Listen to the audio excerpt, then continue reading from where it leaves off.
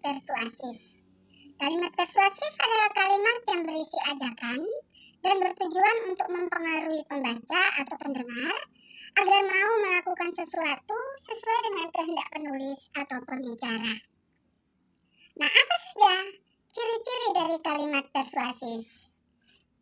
Ciri-ciri kalimat persuasif yang pertama, bertujuan untuk membujuk dan mempengaruhi seseorang. Itu ciri yang pertama, bahwa kalimat persuasif itu bertujuan atau memiliki tujuan membujuk, mempengaruhi seseorang sesuai dengan pengertiannya tadi. Yang kedua, menggunakan kata ajakan. Kata ajakan itu ayo, mari, dan lain-lain. Contoh kalimatnya seperti ini. Ayo kita menanam pohon demi masa depan dunia. Jadi pada kalimat itu ada ajakan. Pendengar diajak untuk mau menanam pohon agar atau demi masa depan dunia. Kalimat yang kedua, marilah menjaga kebersihan lingkungan di sekitar kita. Nah, pada kalimat itu ada ajakan untuk menjaga kebersihan lingkungan di sekitar kita. Ciri yang ketiga, biasanya menggunakan tanda seru pada akhir kalimat. Ya. Mengapa? Karena ini sebenarnya adalah kalimat ajakan yang merupakan perintah. Ya. Bisa berupa perintah, sehingga diakhiri dengan tanda seru. Perintah atau seruan agar melakukan apa yang diingini oleh pembicara. Nah, ini adalah ciri kalimat persuasif.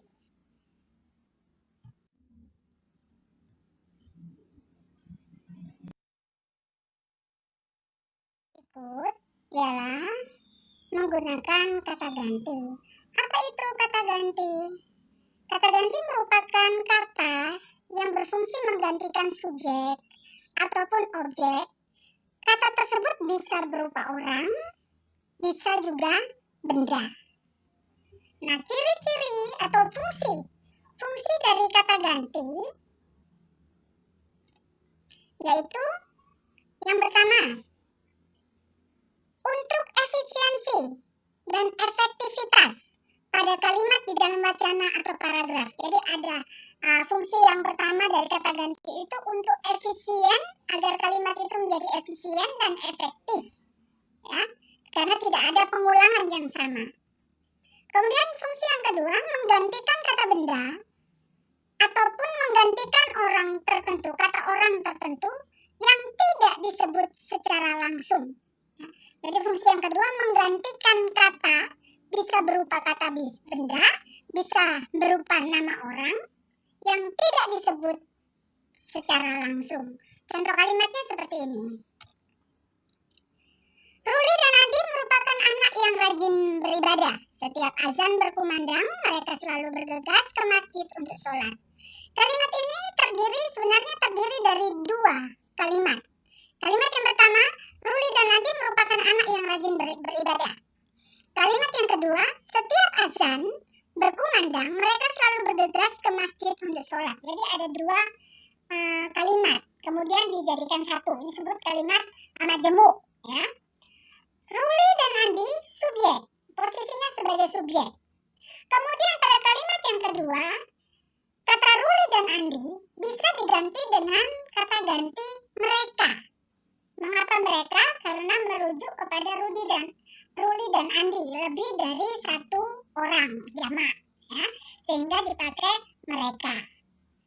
Mengapa diganti mereka? Agar tidak terjadi pengulangan kata Ruli dan Andi, supaya ini tadi efisiensi dan efektivitas. Jadi kata Ruli dan Andi pada kalimat ini diganti dengan kata mereka.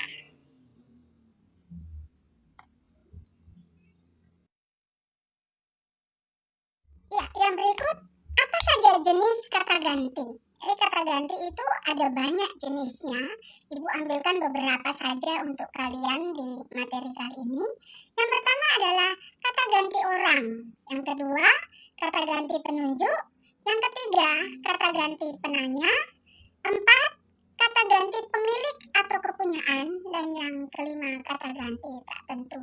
Nah, penjelasan mengenai jenis kata ganti ini kita lihat pada slide yang berikut. Ya, jenis yang pertama dari kata ganti adalah kata ganti orang. Ini digunakan untuk mengganti nama diri. Ya.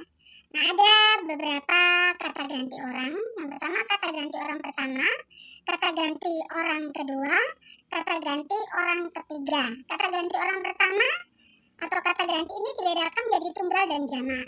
Kata ganti orang pertama tunggal, saya, aku, beta. Kata ganti orang pertama jamak, kami.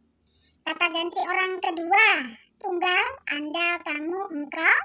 Kata ganti orang kedua jamak, kalian. Kata ganti orang ketiga tunggal, beliau, dia, ia.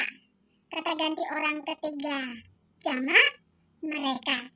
Nah, saya, aku, beta, Anda, kamu, engkau, beliau, dia, ia, kami, kalian, mereka digunakan untuk mengganti menyebut nama diri, nama orang. Contoh dalam kalimatnya seperti ini. Hari ini saya tidak berlatih kempo. Ya, kata ganti yang digunakan saya. Saya adalah orang pertama tunggal. Contoh yang kedua, kami pergi bersama-sama ke tempat wisata. Kata ganti orang pertama jamak karena kami. Kalimat ketiga, sudahkah kamu mencuci tanganmu? Ada kata kamu. Kata kamu adalah kata ganti orang kedua tunggal. Sudahkah kalian mencuci tangan kalian? Yang digunakan kata ganti orang kedua jamak. Dia segera mencuci tangan dengan air. Kata ganti yang digunakan adalah dia. Dia adalah kata ganti orang ketiga tunggal. Kemudian kalimat terakhir, mereka segera mencuci tangan. Yang digunakan kata ganti mereka adalah kata ganti orang ketiga jamak. Ya, ini contoh kalimat untuk kata ganti orang.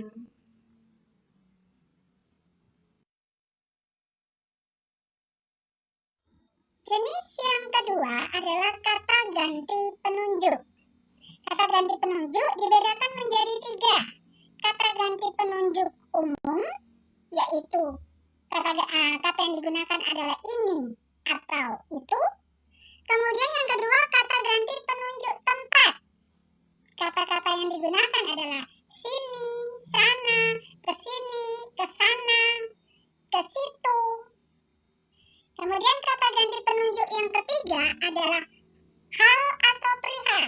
Nah, yang digunakan kata-katanya adalah begini, begitu. Contoh dalam kalimat, piring dan perabot ini adalah buatan negeri kita.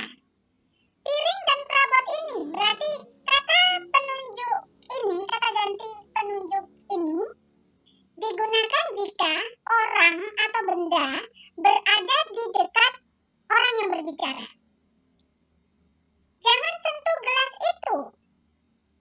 Kata ganti penunjuk itu digunakan jika orang atau benda berada jauh dari orang yang berbicara. Kemudian kata ganti penunjuk tempat. Aku baru ingin pergi ke sana. Kamu jangan kemana-mana. Ke sana berarti pergi menjauh dari tempat ia berbicara. Ketika ada di sini, aku merasa tenang dan damai. Di sini berarti tempat di mana orang itu berbicara. Hal atau perihal. Kami tidak menyepakati begitu saja sebelum titik persoalannya jelas. Atau kami tidak menyepakati begitu saja sebelum terang titik persoalannya. Begitu saja. Ya, perihal. Ini menunjukkan perihal. Aku menyesal harus berakhir begini. Itu juga perihal. Ya, ini kata ganti penunjuk. Jadi ada 3, umum, ini dan itu, tempat, sini, sana, ke sini, ke sana, ke situ. Dan yang ketiga adalah hal atau perihal, begini dan begitu.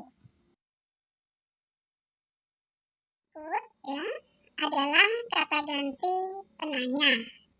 Kata ganti penanya anak-anak ini berkaitan dengan kata tanya yang biasa digunakan dalam kalimat tanya. Kalau dalam teks berita kita biasa mengenal 5W dan 1H. Ya, what, when, where, who, why, how. Tapi dalam bahasa Indonesia kita punya akronim sendiri, yaitu adik Simba. Apa, di mana, kapan, siapa, mengapa, bagaimana. Nah, apa yang terjadi biasanya menanyakan peristiwa, di mana menanyakan tempat, kapan menanyakan waktu, siapa menanyakan orang atau pelaku, kemudian mengapa menanyakan alasan, bagaimana menanyakan proses. Misalnya, apa yang kamu makan? Di mana tempat kejadiannya? Kapan terjadinya? Siapa yang melakukan? Mengapa sampai bisa terjadi? Bagaimana proses kejadiannya? Ya, ini kata ganti penanya. Jenis yang keempat dari kata ganti adalah kata ganti kepunyaan atau kata ganti pemilik, ya, kepemilikan. Yaitu sesuai dengan namanya, kata ganti pemilik adalah kata ganti yang menunjukkan kepemilikan.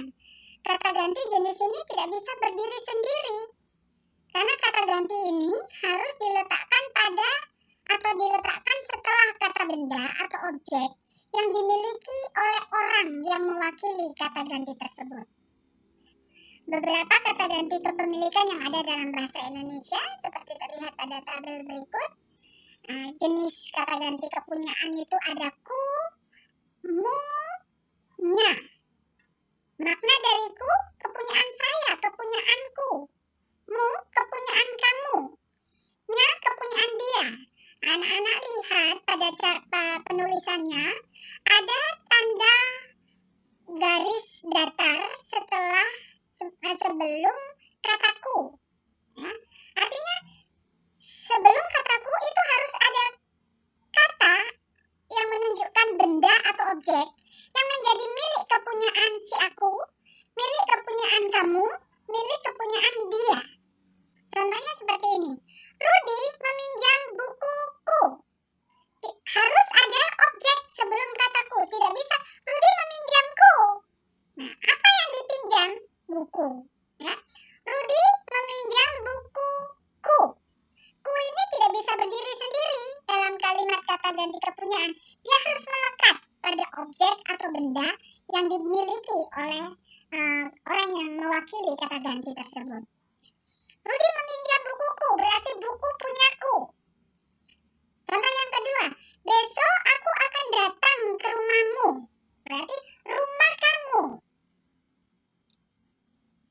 Mobilnya disita oleh polisi, mobil punya dia, disita oleh polisi. Ya. Jadi ini kata ganti kepunyaan. Tidak bisa berdiri sendiri, melekat pada kata atau objek yang dimiliki oleh orang yang mewakili kata ganti tersebut. Ya, itu kata ganti kepunyaan. Jenis yang kelima dari kata ganti adalah kata ganti tak tentu. Kata ganti tak tentu adalah kata ganti yang digunakan untuk menunjukkan sesuatu yang informasinya belum diketahui dengan jelas, baik wujud atau jumlahnya. Nah, kata ganti tak tentu diantaranya adalah sebagai berikut ini. Kita lihat dalam tabel, kata ganti tak tentu ada sesuatu, seseorang, barang siapa, masing-masing, para. Nah, kata ganti ini menunjukkan sesuatu yang belum jelas informasi, wujud maupun jumlahnya. Sesuatu apa? Seseorang siapa? Ya, kita lihat dalam kalimat. Ia melihat sesuatu di balik pohon itu. Apa yang dilihat? Belum jelas. Seseorang mengambil sandalnya. Siapa? Tidak tahu. Ya. Barang siapa menemukan dompet saya, tolong dikembalikan. Barang siapa? Artinya belum tahu siapa yang menemukan. Masing-masing anak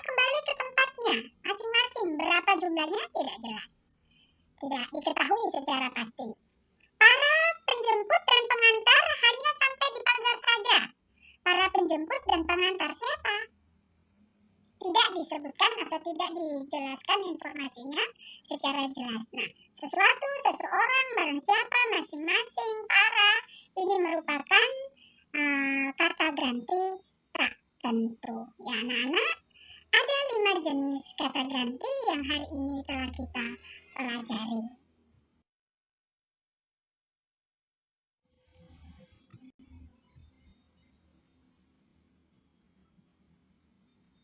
Yang berikut adalah koordinatif.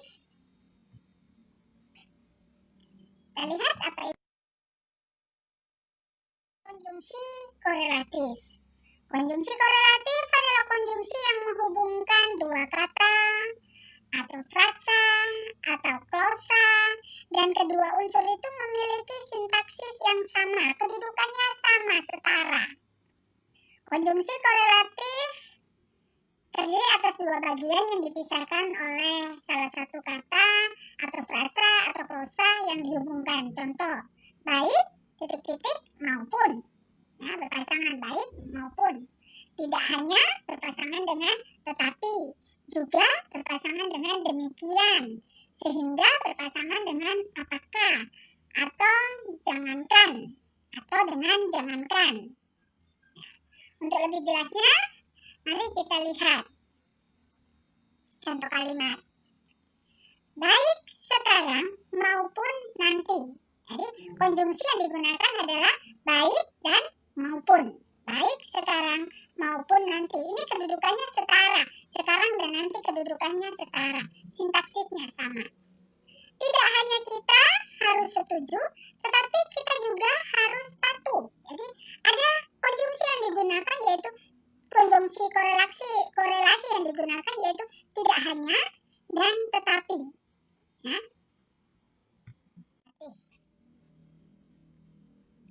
Konjungsi koordinatif yaitu kata penghubung yang menghubungkan dua klosa atau lebih yang memiliki status sederajat. Di antaranya dan, atau, tetapi, sedangkan, melainkan, lalu, kemudian, padahal. Penggunaan dalam kalimatnya seperti ini. Dia menangis dan istrinya pun terseduh-seduh. Ini dia menangis dan istrinya terseduh-seduh, artinya sebenarnya ada dua kalimat ya. Dia menangis, kalimat yang kedua, istrinya terseduh-seduh. Sama-sama menangis.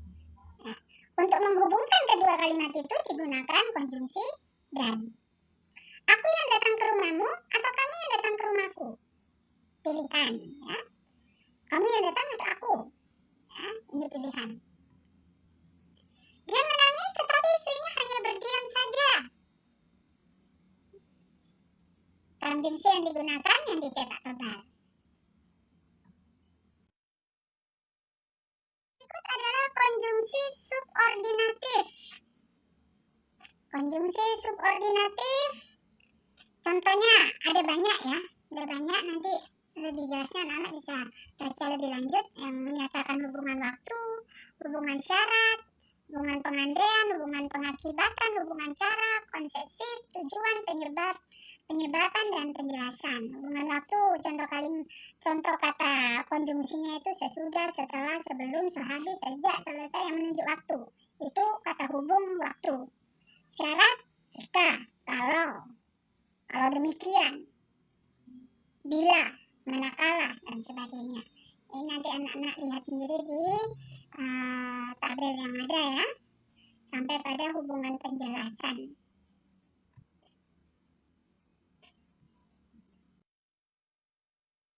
Berikut adalah konjungsi antar kalimat. Itu kata yang menghubungkan kalimat yang satu dengan kalimat yang lain. Dalam penggunaannya, konjungsi antar kalimat menyatakan makna yang berbeda-beda. Di antaranya, oleh karena itu, sebelum itu, namun, akan tetapi, kecuali, dan seterusnya. Nah, berikut adalah contoh konjungsi antar kalimat. Lihat di tabel, ada konjungsi atau kata hubung yang menyatakan konsekuensi, menyatakan kelanjutan, melanjutkan, menyatakan penguatan, pertentangan, kesediaan, kebalikan, konjungsi yang menyatakan pendahulu, kemudian konjungsi yang menyatakan keadaan, dan terakhir penambahan. Contoh kata-kata hubung yang dipakai untuk konsekuensi dengan demikian akibatnya, ya. Kelanjutan sesudah itu, kemudian, selanjutnya, pertentangan, akan tetapi, sayangnya, namun, dan seterusnya. Ya, anak-anak, ini mengenai ciri kebahasaan teks pidato persuasif. Semoga bisa dipahami dengan baik. Kalau ada hal-hal yang belum jelas melalui tayangan video, anak-anak boleh menghubungi ibu lewat nomor WhatsApp ibu untuk mengajukan pertanyaan. Terima kasih atas perhatiannya. Semangat belajar dari rumah. Salam Patriot Spensi.